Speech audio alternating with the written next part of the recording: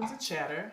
And today, ladies, we're going to discuss a topic that I really didn't want to discuss, but two of our members gave. What was interesting is y'all gave two different angles of it. Oh, okay. And the topic is colorism. I hate the topic. I'm over it. I feel like they use it a lot in the media, to invoke. I just think it causes more separation because I think we get along a lot better, but maybe we don't. Maybe I'm confused. Maybe I'm in my own head because I don't have it. But your angle, now I'm trying to remember exactly how y'all came at me, because when you came at me with the topic, I was like, we're not ever doing that mess. But then when the second person came, I was like, well, maybe we should address it. Okay. You came at the angle that they're trying to, in Hollywood, kind of dismiss light-skinned females when they're talking about colorism. And you talked about, we talked about so much, man. Yeah, we did. I don't quite remember what it was. I think I came from the angle, almost like you started, like, I can't believe that we're still here right now. And it's something that we inflict on ourselves. We have enough already inflicted on us that we don't need to be doing this to ourselves. Yes. Yeah. Okay. Yeah. I think that, like, so we need to talk about it. So we can heal, we can stop, and we can move on. Yes. I think that was my whole thing. Like, it's something that we do that we need to just quit. Yeah.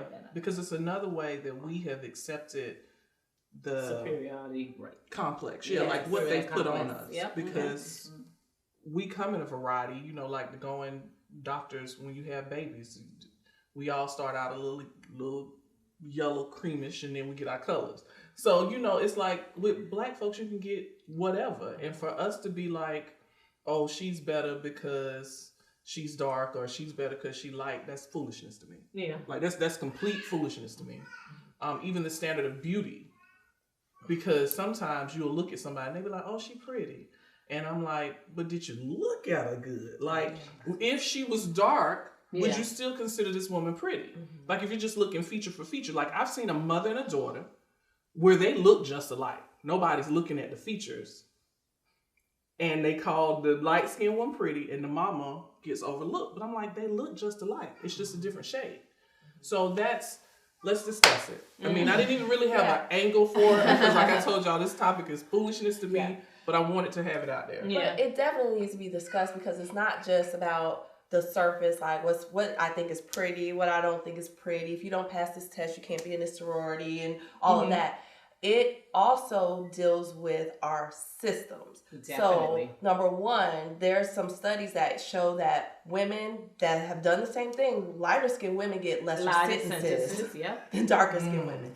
If I'm abused by my spouse versus a white woman or a lighter skinned woman or whatever the case may be, and I go before a judge, I may not have marks on me, right? Because of the skin tone. And so I will not be believed if the police come to my house and I don't have marks. So it goes deeper than I think just what people perceive media says is pretty. I'm thinking about it in a construct of services and how I'm treated because of the color of my skin or the shade of my skin. So it's bad enough we're going to have issues because we're black women, but based on my shade, then that closes doors, opens doors, or I get mistreated. I'm not believed, if I'm abused and all that kind of stuff. So that's another part of it. It is, because I was doing some research on it, and I think the reason I just think, like you said, it's been overused. The media gets something hold and they just tear it up, they eat it up. It's just been overused.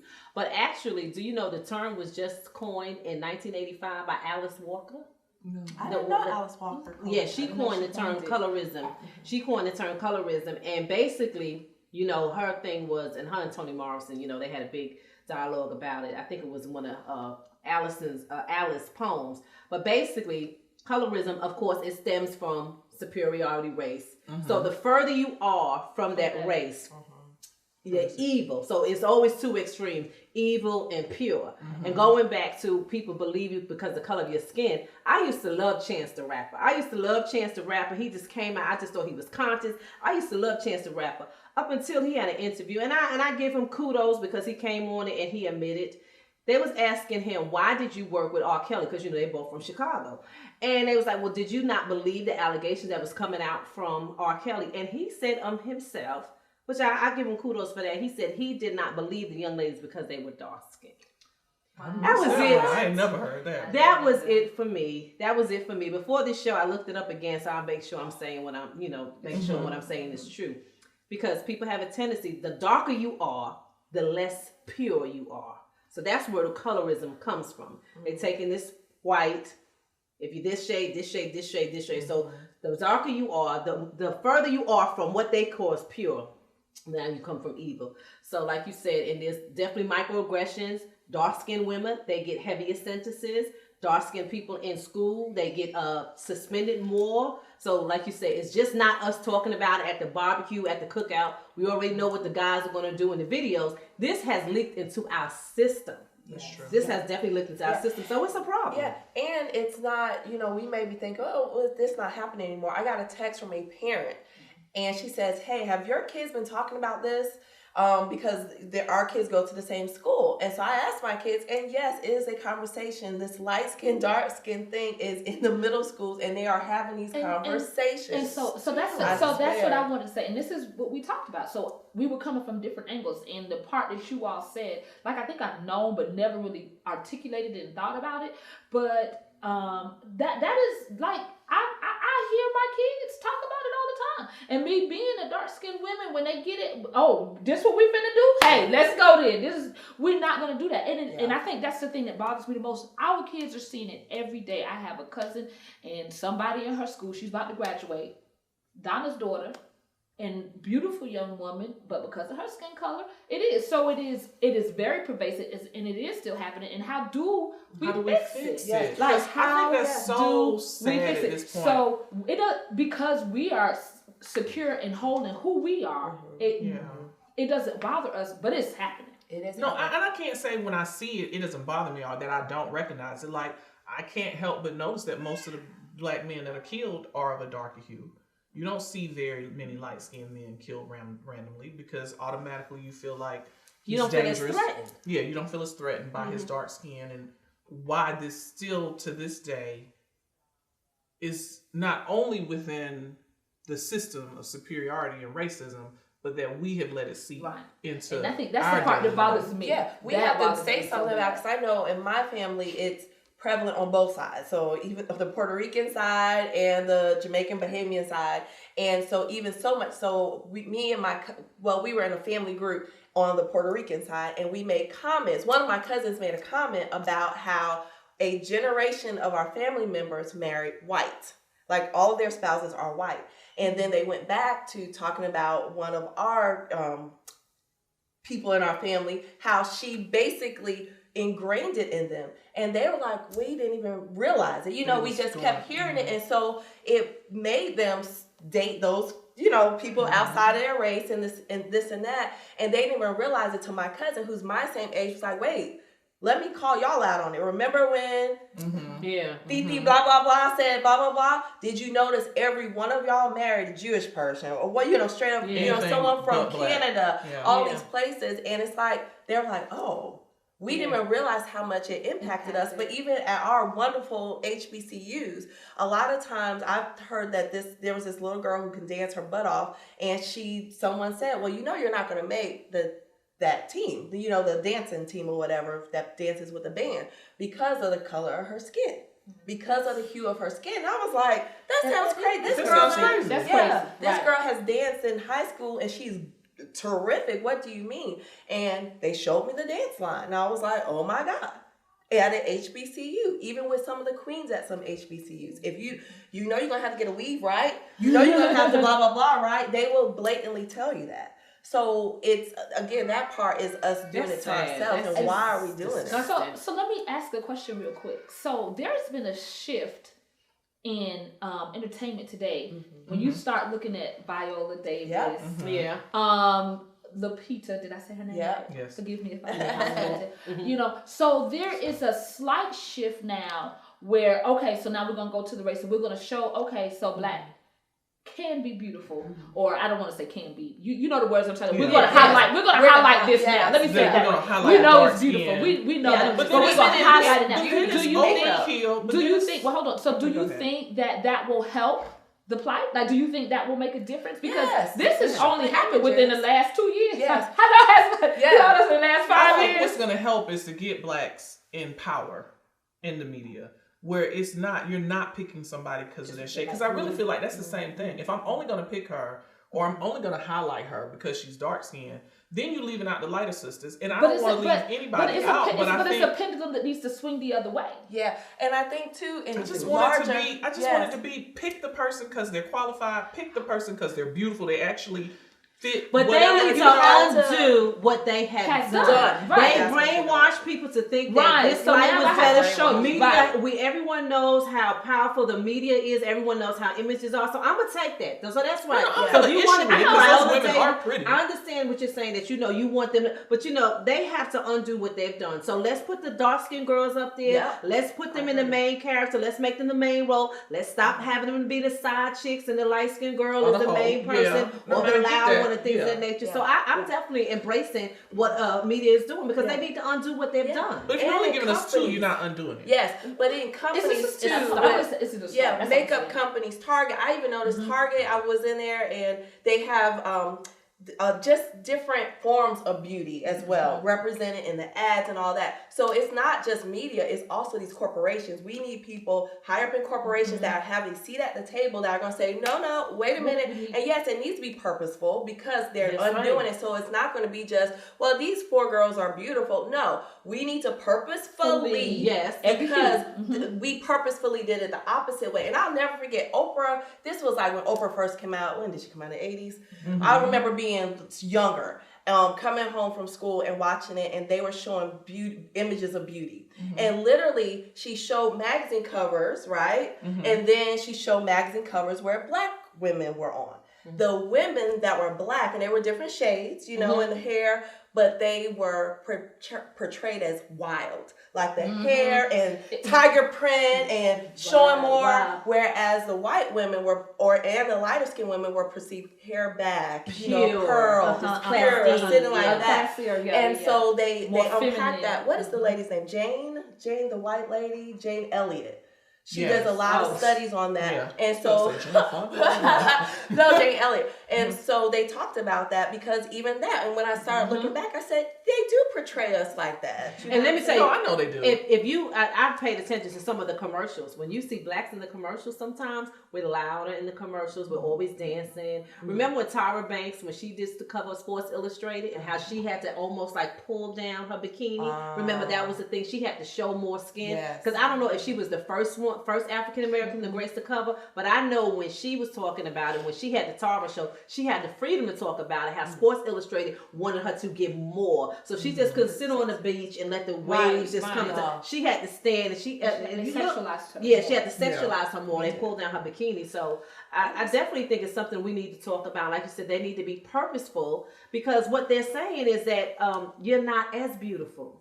You're not as beautiful. You're only sexual. Yeah, you're only sexual. So I have a question, because my friend texted me this question. It was late at night. I was like, where did this come from? She said, when we're having this conversation, that she asked, do lighter skinned people have a right to speak on this conversation? Yes. I think so.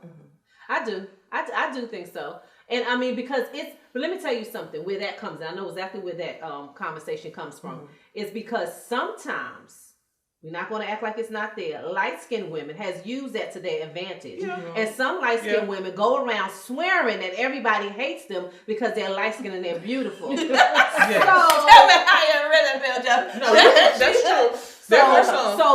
So they proceed with this precaution, because they don't if you're coming from, because I think about what Beyonce did.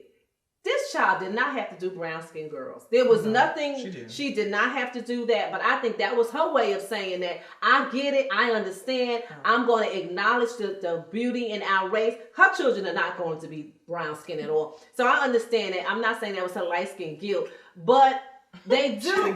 Light skin guilt. But I'm just saying that some women, but I'm just saying, so I understand where she was coming from. Yes, I think they could definitely have a piece in this conversation if they're coming from the perspective that is true, and we have been given an advantage because our skin color. Don't come here, because everybody ain't jealous of you because you light skin. And that's what I told her. I said, yes, I do, if they come from a space of respect and acknowledgement. Not, that's right. Like, I've just been a victim. Friends, yes, and I have friends that are black. So but you don't know what it feels like. I don't know how that feels. But I'm gonna be there to, number one, support it. I'm gonna be there to also say, yes, I do know that's true because I've heard the conversations, and not come in a place of, well, girl, what are you talking about? You are beautiful, blah, blah, blah, blah, blah. No. I'm going to play devil's advocate. I'm going to play devil's and swing it to the other end. Because, I'm raising 2 little yellow boys. And I've had people say to me, one, and I'm cool with this person now. Are you their mama? Oh, definitely had that conversation. But I remember taking my baby, a mama with postpartum. I told y'all I had postpartum. Taking my little baby, and we cool now. But it still stayed in my brain, and God has a sense of humor because he gave her a yellow baby. But she looked at it and was like, well, what's wrong with it? Like, something was wrong with the fact that he was light and I was dark. And I've had women say, oh, well, all them yellow women think they're cute. No, you can't say that because I have light-skinned friends. And I don't want you to put my dark-skinned friends in a box, I don't want you to put my light-skinned friends in a box. So I think all of us have to be cautious of what we say and the words we say. Because I'm not going to negate that some of these little yellow girls, when they were growing up, had people tease them for whatever reason or tell them they think they're cute even when they didn't think they were cute. Right. You know what I'm saying? So I'm not going to negate that. Now, I agree with you. I've been around many a light-skinned woman who thought she was cute just because she was light-skinned. Okay. And I think a person that is lighter-skinned can't come to the table at that conversation and share those experiences. Yes. Okay, shut up, because that's not what we're talking about. Yes. Because then you are like the white people who say, well, everybody enslaved. Yes. And people picked at me because they thought I was too cute. Shut up. I understand what you're saying. But you know what? I really did not experience colorism until I came down to the South. Say it again. I did not, and let me tell you, I did not know I was dark skinned until I came down to the South. Say it again. Because let me tell you, growing up in my household, my nickname was Black Beauty. And I was going to get that tattoo, then I looked right, I was like, it's about a horse. But my nickname growing up was Black Beauty. Mm-hmm. That's all I heard. Black Beauty, come get this. Black Beauty, come get that. So there was no way in the world. There was no negative connotation. There was no negative connotation. I never thought anything about myself. I didn't have to deal with a lot of the whole color mess. Okay, not in my household, but when I stepped outside, that was a whole different thing. Yeah. And I kind of wanted to touch bases when you were saying how colorism was coined in 85 and stuff, but sometimes I think the reason why it's so pervasive now with African Americans or Black people, Black Americans, is because this stuff has been since slavery. Yeah. Mm-hmm. And it's been passed down since slavery. We gave it a real pretty name. She gave it a real pretty name, but it really started with and some of the animosity that's there on both sides of the fence, which is why we can't get over it. It comes from the fact, you dark skinned, so you got to work out in the fields, and you don't get to come to the big house. Well, look, deeper than that too, the communities I found out of people who they were light, and you couldn't even come live in this community unless you were very, very light. Like actual purposeful communities. And I really, really want. I would love to end on what can we do to fix it, because it's been here and I guess we see it's not going anywhere. So what are some things that we can do? I think like the old African proverb says, each one teach one. I think the people that you can influence in your atmosphere, then that's when I tell my nieces that they're beautiful. Right. I tell the dark skinned girls that they're beautiful. Anyone I come across, and make sure I tell them that they're beautiful. But we also need to point it out when we see it handed down in these systems and racism in a systemic way. And the reason why, I just want to say this, the reason why it has gotten so pervasive is because we allowed it. We accepted when the videos came out in the 80s and the girl, the light-skinned girl with good hair. We accepted that. We could have stopped it right then and there. We could have just said, we're not buying your music unless you just do this, unless you do that. Or even different than that, you should have had enough artists brave enough to say, listen, no. But when they were all doing it because they was trying to cater to a person. So we allowed the media to set the standard for beauty, and now we're trying to undo it. So I definitely think we can combat it. I think we can combat it by the young ladies that we encounter. I know I'm mentoring some young ladies, and I think just to call it out. When they do it, call it out. Call it out. Our money, and spend our money where you appreciate. We're equal. our beauty across the board and don't spend your money there because we have a lot of buying power. Hair products, skin products, and all this kind of stuff. Just don't buy it. Yeah. Oh, wait a minute. Did y'all see the Super Bowl commercial where they had the dark skin, the camera for dark skin? Okay, well, I put it on my Facebook. They actually had a young lady. Y'all go back. It was just this Super Bowl. This is 2022. This just happened in February. They had a young lady in the on the commercial, and she was dark skinned. And whatever camera took her picture of her, it didn't come out well. You know.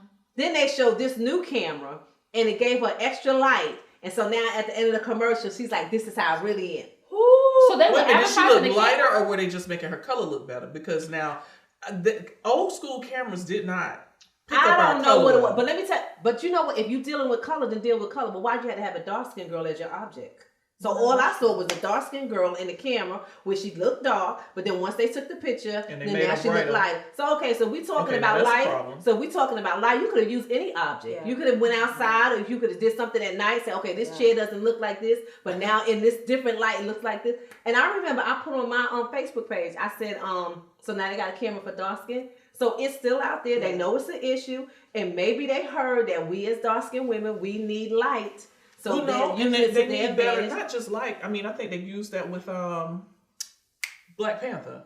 Like, you notice they look so much better because they paid attention to the lighting and the color and the makeup and they had artists. So maybe that's what they were trying to do. Maybe it was bad. That's what I was about to say. I think it was bad execution. Yeah. But I think what is happening is when you go and it's a photocopy. You take a photocopy and you don't have any distinguishing features if you're darker versus if you have one and you don't. So it was poor execution. Yeah. But we do have to admit that there's some things that you have to do differently, and not or either end of the spectrum. How about this? Science has not been invested in making sure everybody looks beautiful. Starting with makeup, and now we have it with makeup, and so now they finally get to camera. So they should have definitely executed it better. Well, I guess we could just end with, we got to talk about it. Something I didn't want to do. I'm sick of this mess. But as I listen to you guys, I guess it is still an issue. I think it's an issue that needs to be. And I don't think it's ever gonna go away. Honestly, I'm praying. You know, when I was young, I used to say we're not gonna be happy till we all beige. And so I'll end with that. Once we're all beige, maybe it'll go away. Yeah, maybe. All right. Thanks for coming to chat with us. Bye. Bye.